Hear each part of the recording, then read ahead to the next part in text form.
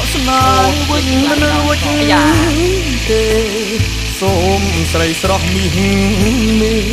អូនដកស្នេហ៍ពីបងវិញចង់បងក្រទ្រមគ្មានអ្វីពាប់ចិត្តអូនសោះគឺមានតែទឹកចិត្តដែលស្មោះតែរូបប្រុងគ្មានទ្រព្យក្រក្រៃបងបានប្រាប់អូនដឹងហើយថាបងនៅជាប់ការសិក្សាក្តីស្នេហាមិនដេចមានរាំងស្មៃអូនស្ម័គ្របងស្មោះពីដួងហារតីប្រាថ្នារួមស្នេហាភក្តីចិត្តស្រីថ្លៃអត់បីរីរែក